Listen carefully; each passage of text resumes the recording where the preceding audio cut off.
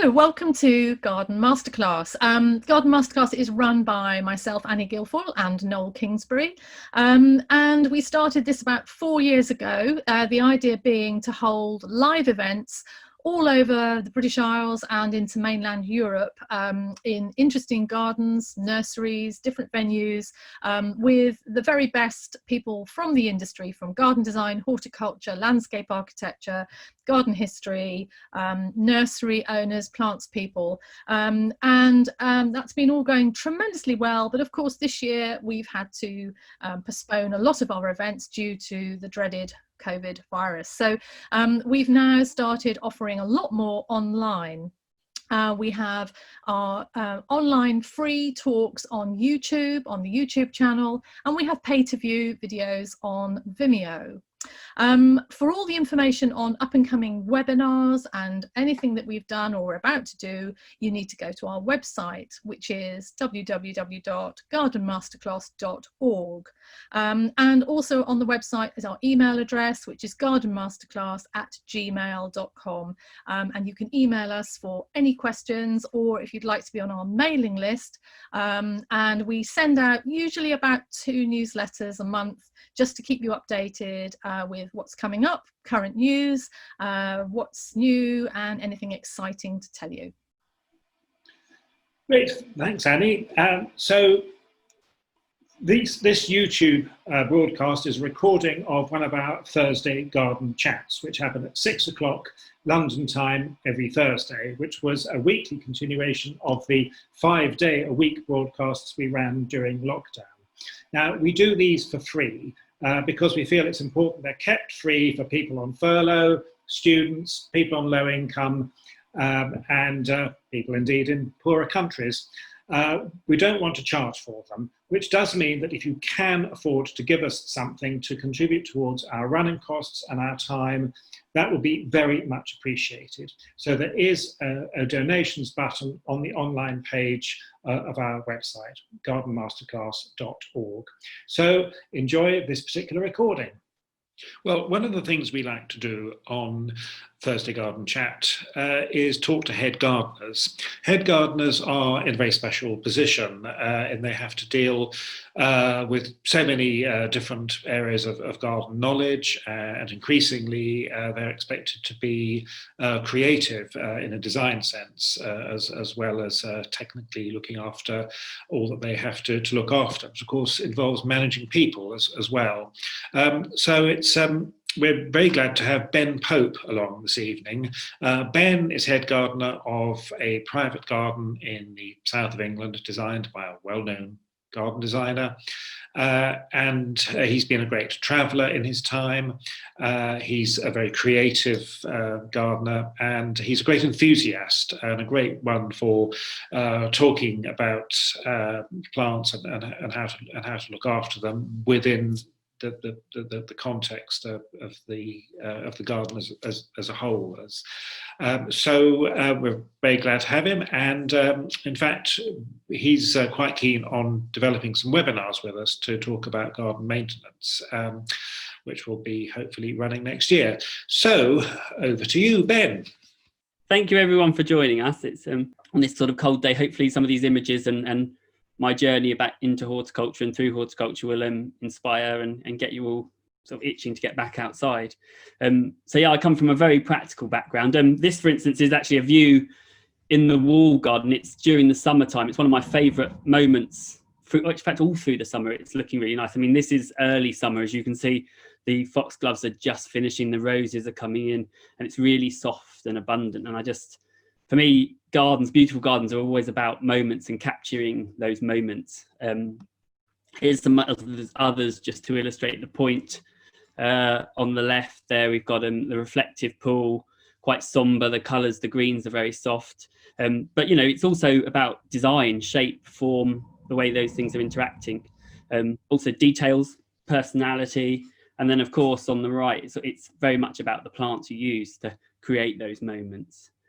But I'd like to sort of start at the beginning. And the beginning, I didn't always have a love of gardening. In fact, when I was a child, I had a love of sweets. Hence, I'm shoving gobstoppers, and I was always found with a bag of sweets. But it was that and frog spawn. I loved reptiles, amphibians, anything like that. And I'd often spend lots of time creating little habitats for them to live in the vivariums that I had and the tanks, and even outside with ponds and stuff. And so I suppose that was my gardening. It was creating an environment, and sort of that just stayed as it was pretty much through all of my education until I finished my A levels. I was looking to go into art and design. I did an art foundation, and I just had this feeling where I wanted to be outside. And I said to my parents, I'm not going to university. I just want to dig. And I think my words were, I want to dig roads. And my mum was sort of like mopping her brow and like, what? And she sort of said, well, you like garden centres, perhaps go and work in a garden centre. And that was the first time really that the world of flowers and the variety opened up to me. And I kind of thought, wow, look at all these plants you can use in different places and in different situations. And yeah, I was kind of astounded. So got the bug. From there, in fact, it was my mum again. She was whispering into my ear saying, well, if you like it, you should really go to Wisley. And of course, I couldn't go to Wisley. I hadn't got any qualifications. So I did an NCH in propagation and nursery practices at a local college in Merris Wood. And yeah, it was fantastic. First time I'd sort of started to learn Latin, like Metasequoia, Glyptostroboides, and all these funny names, doing plant work. And the course itself, propagation, I think it's a really good way to start, because you learn what plants need on a base level to survive, what they need to grow, and you learn that they want to grow as well. And aftercare is very important. So I kind of went with that, and I really, really enjoyed my time there. And of course, managed to get into Wisley for a traineeship for a couple of years. And that was 2001 to 2003. And there was, that pretty much gave me this solid base foundation of horticultural techniques, of theory. We went on trips as students. This is us down in Helen Dillon's garden when she was in Dublin. And I also, got the opportunity to travel a bit. I got a bursary and went to Japan for three weeks. And you can see the little photo there, top left. That's of one of the gardens, the landscape gardens, which I had a real affinity for at the time. I guess because of creating those little landscapes, for my froglets and stuff. But these gardens, Zen, I didn't really have a connection with. And I remember being in Kyoto, and if any of you that have been to Japan will know it's people everywhere. It's very, very busy all the time. And I was staying in a youth hostel even, and I remember even the baths, they had communal showers and baths. And so there was just within 1 meter, there was always someone with you. And I got up early one morning, went to North Kyoto to one of these Zen gardens. And I remember taking my shoes off, and you walk around this kind of polished timber and just sort of sitting there and having space and just having that feeling, that connection with the garden. And for me, that's what really good gardens are about, are this connection, this feeling. I think sometimes it's good to shock and maybe stretch you a little and you may not like them so much and get you thinking, but for the majority of lovely gardens that I visit that I feel connected with, they're the real special ones.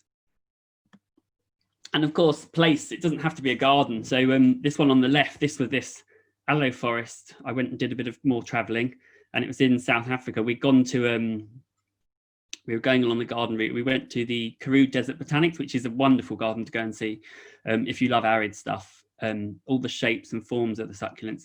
But on the way back, we had a paper map in those days, so it was no sat nav, and there's this little stamp that said aloe forest, and we got quite excited, and we had a hire Fiat 1.1 tiny little car, and off onto the dirt roads we went about 20-25 miles until we eventually came across this escarpment with this aloe dichotoma just all the way up, hundreds of years old, these plants. And you can just about see my friend Rachel next to one on the hillside. I mean, they were huge, absolutely huge.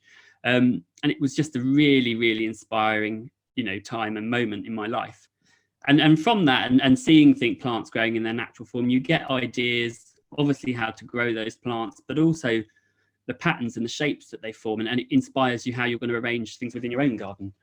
But in contradiction, I also love very man-made environments and get a lot of inspiration from that. So the one on the right, this is Villa d'Este, which is in Italy, in Tivoli. I'm sure you've probably heard of it. It's a very well-known garden just outside Rome.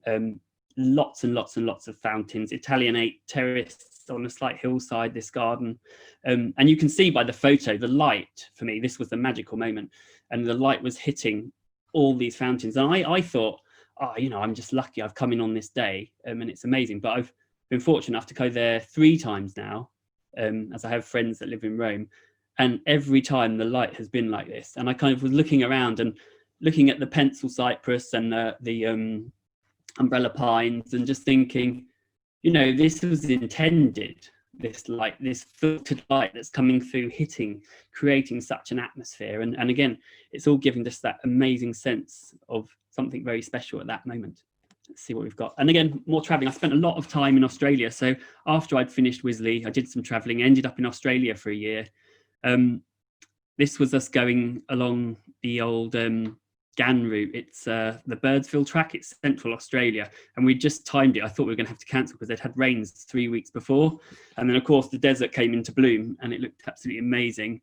The large picture is the Flinders Ranges before you get that far, and you know, just the shapes of the rocks and the vegetation. I find it amazing that plants can exist in those conditions, and you know, just the feeling when you're out there as well. It's a really comforting sort of solitude I get.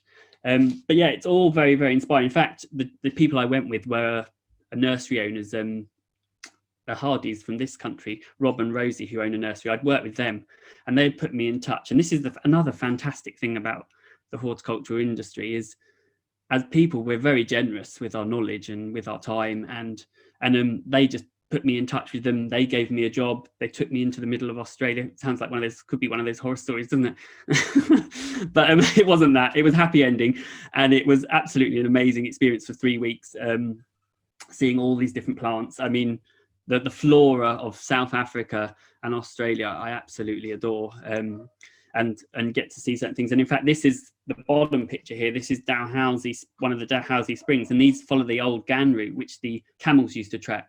And some of these springs have endemic species of fish and plant life. They've evolved so isolated for so long. It's absolutely fascinating.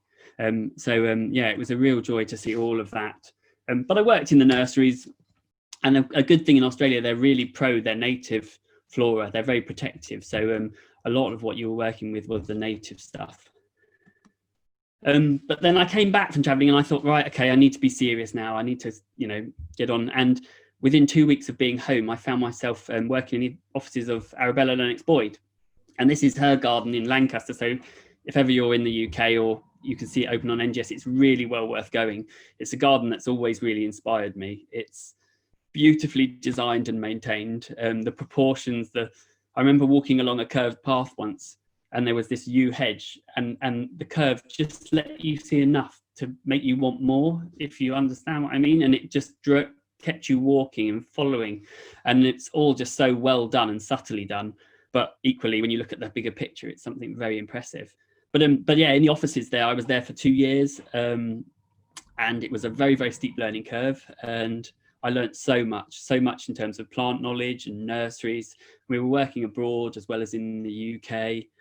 And then also what I learned, I think, more was dealing with people, really. And it's a really important part of gardens, dealing with, obviously, the owners, or more importantly, I would be dealing with the gardeners or the estate staff, and then also dealing with the people running the projects. And then I'd have to liaise with Arabella too. So I was drawing planting plans, checking in with the architects, and then trying to make sure that the gardeners were happy with what was coming out and they understood, and all the rest of it. So yeah, it wasn't always easy, but it was an amazing learning curve.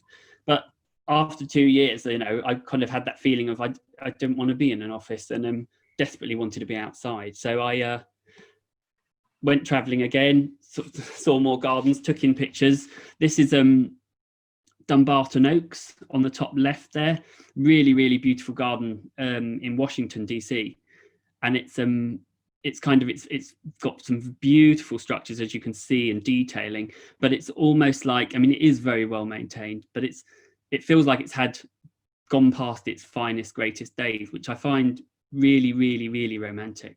It's sort of slightly decadent. There's a garden, in fact, Waltham Place I went to.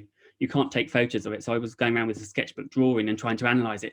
But that's another one that's just feels like it's teetering on the edge of nature claiming it back, and you feel that you've just got there at that magical moment and to witness this, and it's absolutely stunning. The other two you can see, so top right and bottom left, this is a fantastic garden, Jardin Plume. I think I went there in 2005. And again, the structure and the architecture, especially in the bottom left picture, you see, you know, all of that complements that rigid form of that orchard that they've used to give so much structure to that garden. And then obviously contrast it with the loose sort of fun planting. So it's an amazing garden. I got very inspired by that. And I remember looking at the one on the top right and thinking, you know, the pastely pinks of those daisies that are original, you know, how can that work with bright orange zinnias and scarlet zinnias, and thinking, but it just seemed so fun, like someone had thrown the rule books out, and I absolutely loved it. So, and again, you can see how it's personalities, people's personalities, and the husband was an architect, so you can see those strong lines coming through it, as well as the plants. More gardens that really inspired me whilst I was traveling. Sorry, I'm just having some tea. This is Chanticleer. Absolute, I know you're very familiar with that garden, Annie. But it's an absolute beauty of a garden. It really shows gardening as a craft, and has so much soul and feeling, and different styles within it. So that's another one I would always recommend, and my mind often goes back to. I've got the bottom left there with the bedding. That's sorry, Hermanshof. And usually I've gone there to see all the sort of naturalistic community planting that exists around Hermanshof. But again, I was just taken by this bedding scheme that they seem to have just thrown the rule book out. And you've got bright orange with reds, you can see even the dark millet in there. And then you've got the Pennisetum macrorum, the salvias, and, you know, it's just such fun. An example of what, you know, the fun you can have when you do throw the rule book out. And then on the right, last year, I went to see Dan Hinckley's garden over in Seattle. And this was a beautiful garden. Again, the way it sits in the landscape and sort of drops off to take in the views of the water there. And even these bits, this, for instance, this one, you know, the architectural and interesting foliage you've got that sit around the house that kind of weaves through. And again, it's down to people. Dan's partner's an architect and had designed the house, and the garden and the house work so well together. So there's so much inspiration and lessons, I think, to be learned from that. But this was my garden. So yeah, after 2 years, I say my garden, it's not my garden at all, is it? But after 2 years of working at Arabella's and then doing some more traveling, I ended up here in West Sussex. It's an Arnie Maynard garden. He interviewed me and he said, oh, you only live about an hour or so away, come to site. So I trundled off down there, very excited, and came to this garden that had so much character. I mean, it was all being redone, and of course bits of it resembled a building site, but there was so much character. Arnie was really, really sensitive in what he was leaving in. Some really old sort of redundant apple trees that wouldn't have given much fruit, but actually the character that they lent to the garden. The terraces had lots of thyme and Naucamilla running through them, and very, very soft and romantic. But all the new stuff going in as well was of really good quality, you know, oak and steel, and you could tell it was going to age and, you know, work really, really well with the existing stuff. So I started there, and it was my baby. There was myself and one other gardener, and I slowly sort of over the years built up a team around me, mainly friends from my Wisley days or whatnot.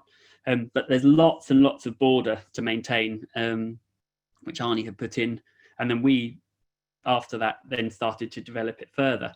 And sort of to extend the season, we obviously were using bulbs, annuals, and all sorts of things. I mean, here you can see on the left, maintenance-wise as well, deadheading, we were going through, staking, Chelsea chopping, all of these different techniques, but wealth of sort of experience and opportunity there. And it still changes to this day. We're still experimenting, which is, I think, is a really, really good thing. On the right there, though, there were pockets around the main sort of areas that Arnie had done that still needed developing. So this is an area outside of the walled garden that we developed. South facing, very sunny, so it gave us an aspect to work with a new palette of plants and things that were a little bit more sun loving. But all the way through, I was very careful to try and incorporate similar plants or certain repeated plants throughout the entire garden. So the garden never really felt isolated. It always felt as one. And then you would get sort of reminders that you were in the same garden as you walked around. This is the shadier part of the garden. Again, maximizing on the change in temperature and atmosphere, and using cool white colors with just green and simplistic, and then maximizing with foliage shape and texture. rather than getting too fussy. So it's a very, very calm, still part of the garden, trying to create those moments that I was speaking about, really, that I think are so special. And then parts of the garden, as they get away further, we've gone a little bit more wilder and woolly. Again, it's an excuse for me to experiment, really, with plants. Lots of North American species and grasses in the lake borders here and on the left, whilst the meadow was planted up in the right hand side there.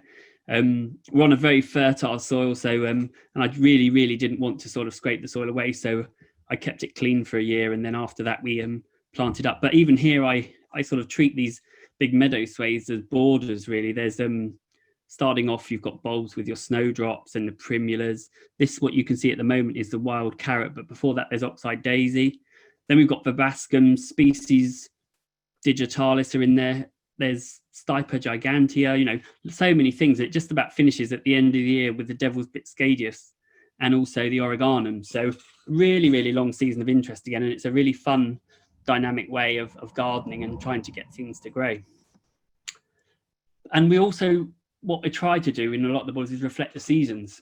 It's really important, and that's how you capture those magical moments in the garden. So one of the favorite times I love is blossom time, when all the fruit trees are in the wall garden are in blossom, and it only lasts usually 2 or 3 weeks, and then it's kind of gone and the next thing starts. But it's a magical time. Bulbs, again, fantastic. Tulip time, before that hyacinths and China doxa. And then of course comes summer and then autumn, when the light changes and the colours intensify with all the Michaelmas daisies, but also produce. That's something that's come really in the last 13 years working in a wall garden. We grow fruit, veg and cut flowers for the house, and it's become something that's really important to me. I never really before then acknowledged it very much. And then this is a really magical moment of the year, the first frost. So the plants are all still looking it's like something out of Disneyland, really, a fairy tale where the ice maiden's kind of frozen everything, but all the flowers, and you can tell when they defrost, they're going to start to look a little bit brown and burnished. The solenum and the Michaelmas daisies and the Nepetas and whatnot. But for this one morning, it's absolutely stunning, and I really look forward to that. And then comes winter, and there's more joy to be had in winter. The garden starts to show its bones, its structure, and that's when topiary and seed heads really come into their own. And it's something that we love to use to effect in the low, lovely light that you get. And again, more. So yeah, topiary, organic architecture, as we call it, sort of breaking that sort of distance between the house and the garden, linking the two together. Seed heads, stems of plants. This is at bottom one left, down by the lake borders. We use a lot of that where we can, and we'll go through the borders themselves, and we never do just one big hard cutback unless we're replanting tulips. And we always just try and take what looks messy and soggy and leave as much as we can standing. And then reflections, reflections are fantastic things to be using through the garden in winter, and you get the clarity of light, and yeah, it's really something to behold. Another one of those moments. So as I sort of hinted, the garden is also for production. So here, this is actually the top left one here. This is quite a new, I think it's probably the first or the second year. You can see how new all the raised oak beds are. We've got, I think it's 36 of these raised beds that we grow cut flowers in, which sounds like a lot. And when you think each one's about 1 metre by about 2.5 metres. But like any gardener, you kind of start to fill it, don't you? And then over the years, you start running out of space. So you have to kind of come up with clever ideas of growing more. But you can see also either side of these cut flower beds, you can see the vegetable beds, and they're all lined with lovely step over apples. And then again, of course, we're growing produce. The greenhouse down the bottom, we've got a couple of greenhouses. From my propagation days, we like to grow a lot from seed.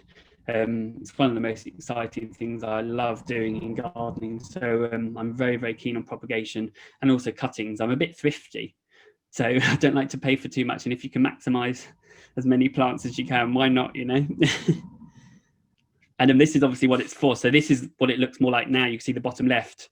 Those the cut flower beds are crammed, and we'll often use annuals over bulbs once the bulbs start to go down, or put plug plants in. We use bulbs under roses or amongst perennials that we're doing. Again, maybe after, if it's an early summer perennial, we may sow annuals around it just to fill, or just let some self-seeders come through. And it's all about cutting the flowers for the house. And I never really understood the joys of, again, to starting it, of having fresh flowers in a house. I mean, when you walk into a room and there's fresh flowers, it just gives you such a sense of life. I think it's an amazing thing to have, even if it's just a few sprigs, and especially if it's from your garden and it's reflecting that season. You know, it's something so precious. But yeah, it's been a real joy to sort of work on this aspect of the garden and sort of experiment. And I think lots of people say to me, you know, I think even after 8 years, people saying, you know, are you not bored with the same garden? And one of the reasons I wasn't bored was because of these cut flower beds. It was always changing and trialing new plants, and then some of those we would then use in the borders, you know, so it works perfectly for sort of trialing out new things and ideas. And then the produce, again, so growing veg, you know, that's been fun. Dealing with pests and diseases as they come on. We don't like to spray anything. So, I mean, I do spray the box for box bite, but that's one of the only things. We don't spray fungicides on the roses or the vegetables or anything like that. So it's all about soil health, cultural techniques, companion planting where we can. Yeah, just working like that, really. But trying to make things, you know, look nice as well. So we use a lot of natural looking objects with the bean poles and the woven willow and twigs and that sort of thing. And then also when it comes to storage, you know, and collecting, it's nice to have it all looking pretty good and attractive at that point as well. So we've always got an eye open for the visual as we move forward. So yeah, 13 years, and I've had a really fabulous time there in the garden. And would I be thinking about moving, I guess? And people do ask me that a lot. And I have to say no. I mean, I'm very lucky to have the relationship I have with my employers. I think they're quite clever. Every 2 or 3 years, they'll throw me something. Like one year it was beekeeping, and another year it was chainsawing, and they've let me do a lot of other stuff outside of the garden. These slides, for instance, this is West Dean where I teach. So I get to teach there a couple of times a year, which is really, really fun. The gardens are private, so we don't get many visitors in the garden. So it's nice to share, you know, like on occasion this evening, share with other people what we're doing, and yeah, share that knowledge, and also just feel the passion of people that are excited to learn and see about horticulture. But I also teach up in London at the Chelsea Physic Garden for Rosemary, so that's really, really good fun, and it's run a couple of courses up there. I'm on the trials department at the Wisley, as well as the herbaceous plant committee, so that's been really exciting this year. In fact, my 3 days out of the garden was to go and look at a Rebecca trial, which was absolutely great fun. I was so happy to be out of the garden and seeing something different.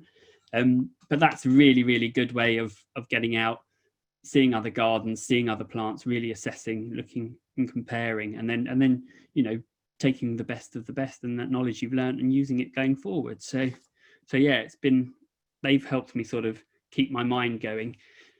Annie mentioned I've done writing as well, which was, again, another sort of outlet, which has stopped me getting bored. These were some of the containers I did for the Gardens Illustrated, and Andrew Montgomery was the photographer. And I remember the first set I did, I was quite pleased with myself on my first ones in March.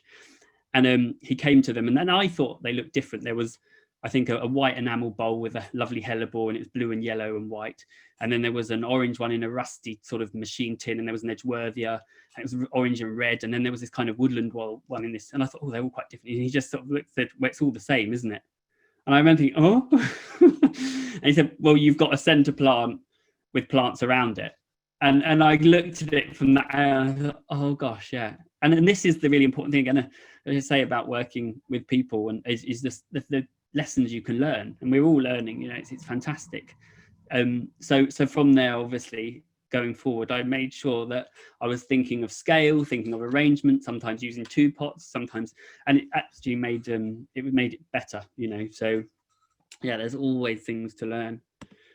So what's next, really? Well, hopefully I'll more of the same. I'm really happy in doing what I'm doing and things like this. But one sort of exciting piece of news I've got is I bought a field about a year and a half ago now, and I'm hoping to start a market garden there, growing fruit, veg, and cut flowers. But it's a 5.5 acre field, and I know how long it takes to harvest things, and I haven't got a team of labour, so I'm kind of thinking we're going to keep that reasonably small, and then also have naturalistic planting and orchards and meadows, and again try and grow things as sustainably as possible, because that's all quite exciting, and it's what the future really is, I think. And then hopefully from there, teach from there one day. That's my plans. And luckily this is only 2 miles from the garden where I work, so my employers know of this, and they're kind of happy, and hopefully I'll be able to continue developing both together for the foreseeable future. So that's kind of me in a nutshell, my inspirations and what I do, and hopefully it's given you an introduction into the garden. But yeah, shall I stop the sharing, Annie, and we can chat? do please, and then there are some questions, but we can have a chat generally. I mean, oh gosh, I so envy you having been to Dan Hinckley's garden. I do want to go to Dan Hinckley's garden. And it's so interesting how often Hermanshof comes up with, almost everybody that we have on. It's like a rite of passage, really. But it is. Ben, do you think, Ben, I mean, obviously you're so well travelled, and do you think that travelling informs you and builds you as a gardener, a better gardener and a better plantsman? What do you, how do you feel about that? Yeah, definitely. There's lots of people who will say, seeing plants growing in their sort of native environment, or the cousins of the garden plants in their native, you get a real understanding as to what those plants want. That obviously helps. But I think from a visual aspect, I mean, I'm coming from the art background, I'm quite visually focused, and I take so many photos, and just the arrangement of things. And I had so many photos of what I wanted to put into this slideshow that I kind of had to just cut. But you get a real sense of shapes and textures and what works and what you might want to try from, as I say, from the natural landscape or from just visiting other people's gardens. So I think it's really, really important. Yeah. Could I, bring you back to the garden and ask you about this absolutely crucial relationship, which is the relationship between the garden owner and the head gardener. I mean, this is subject of, it's one of those sort of classic relationships. And Toby Musgrave, I think, has actually written a book relatively recently about this, about the head gardeners of Britain historically, because there were some extraordinarily productive relationships throughout history. But also some nightmares. And in fact, I'm reading this book at the moment, An Economic History of the English Gardener. I'm on the chapter about gardeners at the moment. I was reading last night about just how much Victorian head gardeners were capable of earning. And I think you might be rather horrified. But they had huge staffs, an enormous amount of trust placed in them by their employers, and would retire with quite considerable sums of money. And obviously, this is you have to be careful what you say. But I was just wondering if we could have some reflection on that. How much interest does the owner take in the garden? How much is discussed? That sort of the to and fro. As I say, working for Arabella, I got to see lots of different properties and different styles of managing and all the rest of it, and I find private estates are very different from public estates, public open places, because when you've got the public in, suddenly you have this big duty of care, and the bigger they get, you get separate organizations with HR and all the rest of it, all of that department. But the smaller sort of private ones, that's where the relationship really counts, and it's vital. It's really vital, because you're in their house, you're in their home and their garden. Luckily for me, there was an instant connection, I think, during my interview. In fact, I remember I came for my second interview with the husband, and at the crucial point, the wife walked in, and the husband said, "Okay, well, we've got other people to see, so thank you very much for coming." And she looked at him as she was making a cup of tea and gave him this, I caught this nod, this glare, and he said, "I'd like to offer you the job." But there was a trust that had to be built as well, and that works both ways. Sometimes I have to trust her opinion. I might think, that's not going to look good, that's not going to look great, And sometimes I've been right, and sometimes I'm surprised, and actually I've learned something. So, and you learn that as it goes on, and it's really, really important. And I think it's, for me now, looking at my staff, it's important that I have that trust with them as well. If I want them to feel ownership and pride of the garden and keep it going forward, for a long time, the first lot of years, that garden, I had quite a tight grip on it, and it was very much my baby. Along with the owners, I mean, they would come to me. I know that Tim really likes iris. Every time we develop the garden, we're thinking of scent and cutting, because that's what they absolutely love. Roses is another thing. So, there's lots of little bits that I've picked up along the way, influences that they say. And they certainly, I mean, all the family, the kids sometimes phone up. They all moved away now, but they phone up and ask about the garden and say how lovely. In fact, last year, one of the eldest daughter got married in the garden. I mean, you can't sort of get a bigger thank you than that, really. And that's what makes it really worthwhile, and have that relationship. So, it's vital. I've seen quite a few gardens where it doesn't work, or spoken to friends or people I know where they've joined somewhere, and within 6 months, it's kind of all fallen apart. And yeah, so yeah. It is a special relationship, isn't it? It really is. Yeah. We have a question from Bernie about the Rudbeckia trials. Have there anything that you can share at the moment, or are you still halfway through? Is it still in process, or? No, so it was an annual trial done just 1 year. So there was 3 meets that we did it in, and there was I think about 30, 40 was seed, and there were about another 20 that were microprop.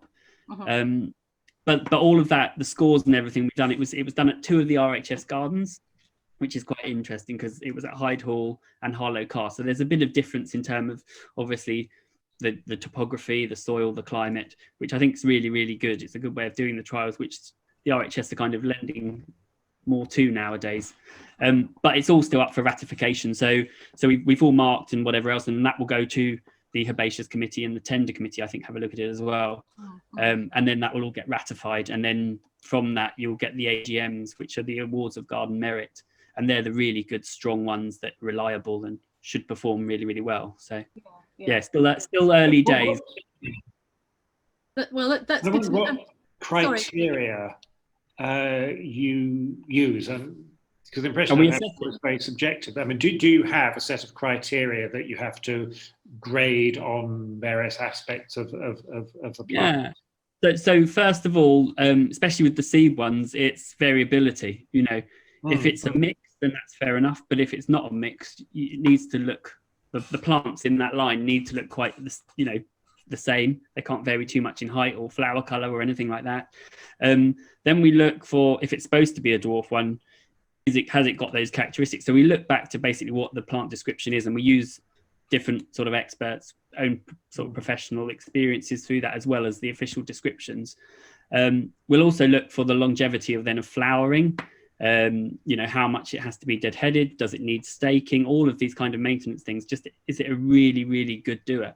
And we mark when they first start to flower, how much they need deadheading, and then when they finish flowering at the end.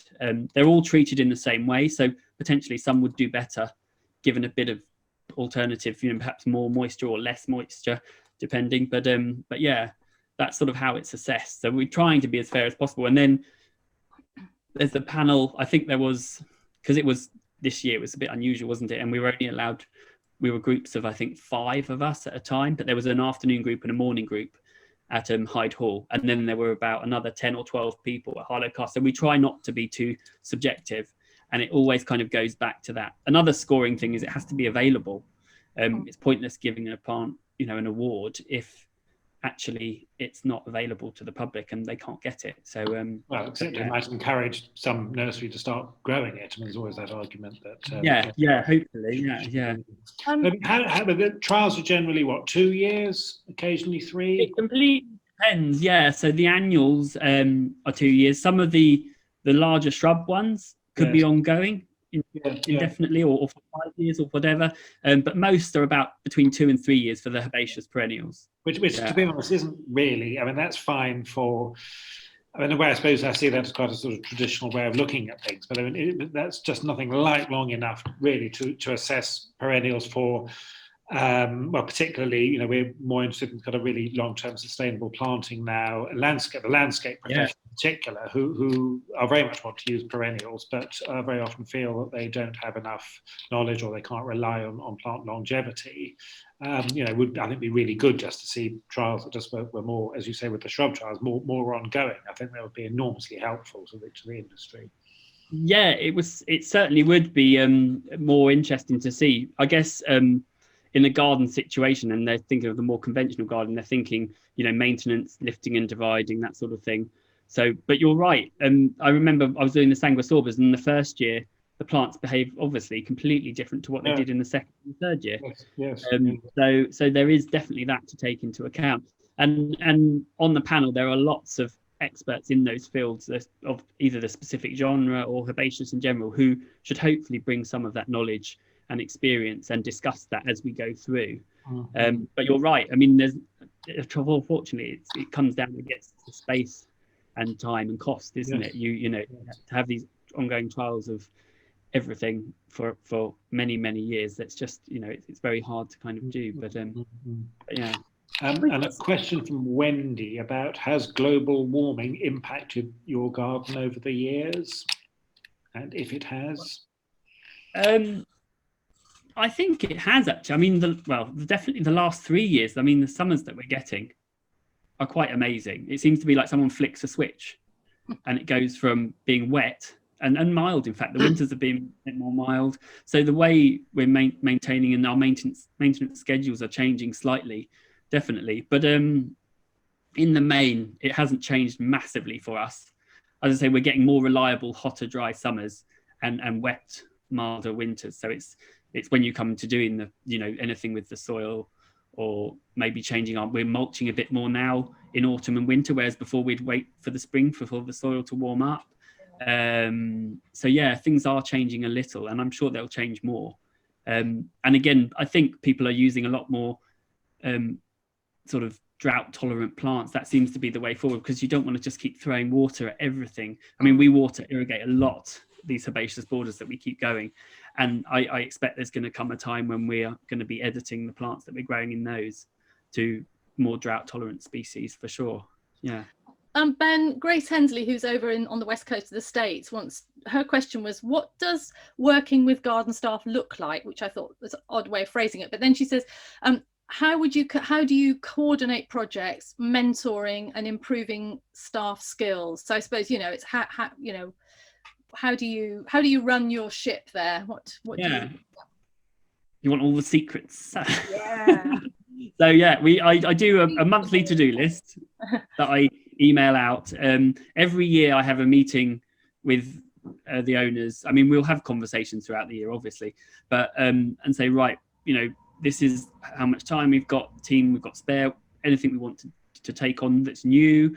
Actually, do we need to relook at some of this? And I'll put together like a garden audit, and I'll also walk round with the gardeners and do that, which is great, because that's when they get to have the conversation and listen if they don't know, but also put in what they do know as well, because we've all got something to offer. And then this year I'm sort of starting, because I had a real shake-up of staff at the beginning of COVID. No one was furloughed, but one chap was headhunted and ended up being back where he was before. He'd been with us 2 or 3 years almost. And another chap retired. Luckily, we'd had some other people coming in and whatnot. But so, yeah, it was a real change up of staff. And I'm just very, very keen, especially with them, to get them on board. And going forward, I know that hopefully I will have some time to do my own projects. So I need a team there that feels very much it's their garden as well. And I think that's actually a really good way to be managing your staff, is to encouraging them coming up with ideas. For instance, we've got this celeriac queen next year. I think she might even be on watching, actually, Steph, wherever you are. She's going to be managing the celeriac next year, because she can promise that we're going to get massive celeriacs. This year they weren't bad, but little things like that, having little individual projects, and as many of you will know, there's often more than one way to do something. The evidence is in the result, and if it works, it works. And it's quite nice sometimes, if you've been stuck in a way of doing things a certain way, to say, okay, let's try this different way and see what the outcome is. So yeah. And I mean, I know you're close to the river where you are, so do you have problems at all with parts of the garden flooding and high water table and things like that? Yeah, on occasion. I mean, we're really spoilt when you look in the RHS and there's that, free draining, friable soil with moisture retentiveness. Nobody had. But that's, I mean, we're on a sandy loam, Yeah. which would be a bit too dry, but we're quite close to the river, so we've got a high water table. So a lot of stuff grows like billio. I mean, the soil's hungry, so I'm very conscious of trying to keep it as well fed as possible through organic mulch and that sort of thing. But yeah, the rivers on wet years, when we get the water table completely rise, that's when we can possibly have some flooding. There's only been, I think, a couple of times when beds and borders and some of the greenhouses that are sunken have flooded. But it's only been for 2-3 days. It's quite quick, and then the water comes down again, and actually the damage, all the mature specimens that are growing there are fine. I lost some cornus one year, so I've since then planted them on domes. So actually, whilst they're still young and getting their roots in, they've got that free draining extra little sort of bit of height, and they've done really, really well the second time round with excess moisture. So just a few things like that, but generally most stuff's established, and the herbaceous usually recovers pretty quickly. Yeah. So. And your field, which is really exciting. I mean, that's so exciting. So what have you done so far, and what's the next thing you're going to do? So the most exciting thing I've done is put on a new gate on the front, which I was absolutely ecstatic about. But no, I've bought quite a lot of trees and fencing. So the idea is I'm going to deer fence off a couple of areas, which will be used to grow stuff. And next year I'm going to be growing squashes, and I'll do some gladies for cut flowers, just some things that are very easy. Sweet peas probably would be another one. Rebecchias, I'm sort of inspired by them at the moment. So I'm going to grow a load of those for cut flowers, and squashes and things for Halloween, just to cover space. As I start getting the soil, it's quite a heavy clay soil. And I don't want to dig it, and I don't want to ruin the structure. So I've got to sort of start building up those layers, and by using mulch and planting into it, I'm going to hopefully get that. So that's it's 5 acres. Did you say it's 5 acres? Yeah, it's 5.5 acres. Yeah, so it's a good site. The first growing area is only going to be probably about a third of an acre. Right. So you're going to sort of section it and phase it, are you, so that you don't? Exactly. Yeah. That's really really sensible. Yeah. Fantastic. And then I want to change some of the topography. I've got areas marked off for hazel coppice that I'm going to be planting this autumn. Various trees are going in, fruit trees. I'm very fond of medlars. Espelus germanica. I love medlar jelly. And I've done this trial range with chili and black pepper and other ones, and I'd like to have a lot of those, because you don't often see it for sale. No, you don't. So I'm going to hopefully sell some produce as well, and even, as I say, working where I work, using stuff from the garden, I think it's now become really important to me. And so it can look nice, but you actually get something back, which is so good for your self-esteem and just food miles, everything. It's just a real positive thing to do. So I'm hoping to grow a lot of medlars. Somebody's saying, I think you're a real inspiration. I'm saying somebody because it's iPhone, so I don't know who it is. I think you're a real inspiration for people to take up a career in horticulture. Have you any examples of when you've encouraged someone to become a gardener? Let me see. An actual gardener, I don't know. Last weekend, I went to the PGG. It was the student conference. You better just explain what that is for the overseas listeners. So the PGG is the Professional Gardeners Guild, and it's a very long, old, established organisation. And if you're a gardener, you can join. But they run a scheme with trainees, and they can be young people or they can be career changers. And you go and work you get a placement. The course is 3 years, and you'll go and work in a different garden each year. And some of the gardens, I think, are abroad as well. So it's a fantastic scheme, and one of the gardens is Highgrove, and so they're really good gardens. And I was speaking to the students there. I gave a talk about just generic gardening and everything, but actually they were more interested in what I'd done in my career and how I got to things and what I'd done, and that was really, really inspiring. I'm trying to think if I've got a friend who's actually joined the team this year, and he's not done any gardening in his life, but he sort of helped me out, and he's working 2 days a week. Fantastic. because he was planning to go away on a sabbatical thing for 6 months, which got cancelled. And he's now kind of thinking actually he'd like to enjoy gardening. Yeah. Hopefully that's kind of got his fingers in the soil.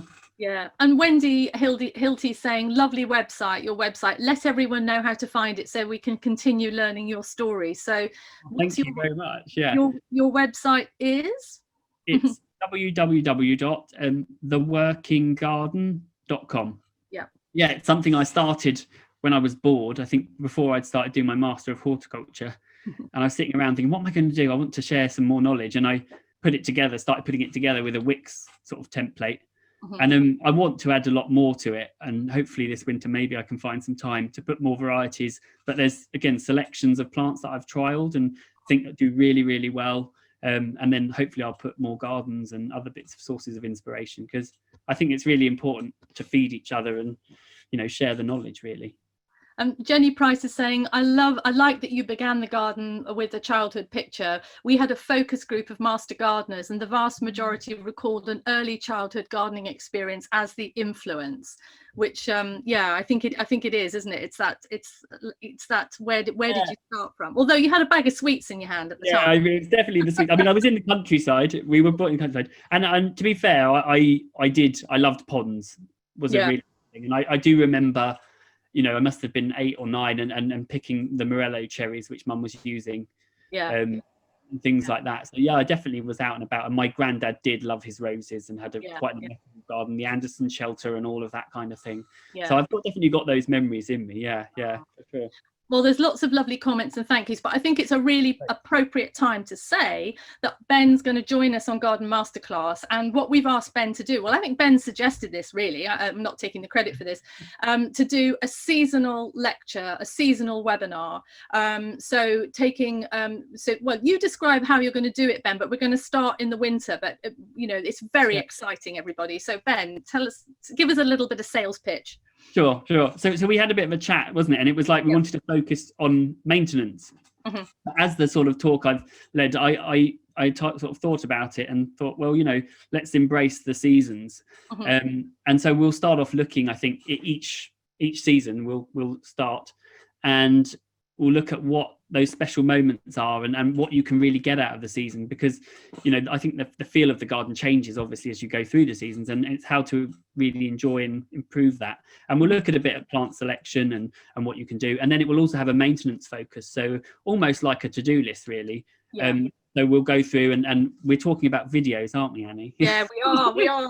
Yeah, because Garden Masterclass has got a GoPro now, so watch out, everybody. But there'll definitely be photos and lots of me talking about how we do things and maybe even alternatives as well, because, you know, it's good to have an armory of what you can, you know, what you might choose to use to get to an end result.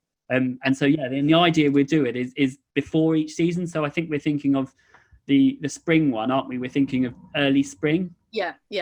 So we'll start kind of late winter, early spring, but keep an eye out for that on the website, because that will be, well, it'll be coming up before too long, hopefully. You know, time's whizzing by. So that's really exciting. And I think Ben's being quite modest really, because he is incredibly highly regarded in the industry, and not only for being such a lovely person, but a brilliant gardener. And you can blush away there, Ben, I don't care. But, you know, but he really is incredibly highly regarded, and he so shares his knowledge in such an amazing way, which you can tell from just tonight's lecture, and that's partly why I asked Ben to come and teach at West Dean, because he's fantastic, but also I think, you know, to be with us at Garden Masterclass and you know, to do something seasonal that's very, very hands-on and be very inspiring. So so we're really looking forward to it, Ben. It'll be wonderful, really wonderful. I am too, Annie. Yeah. Well, I think we've got lots of lovely comments, and I'm going to copy the comments and send them to you. But lots of lovely thank yous. I think there was somebody who said it was a lovely question about how you're going to get that much mulch for 5 acres, but I know that you're going to do it in phases. Can you imagine, gosh. Yeah. But Ben, thank you so much, because you are on holiday. I have given you a mission to go and look at a garden down in the west in Cornwall, so you've got to do that thing. But have a lovely break, won't you? And enjoy Cornwall, because Cornwall is just gorgeous at any time of year.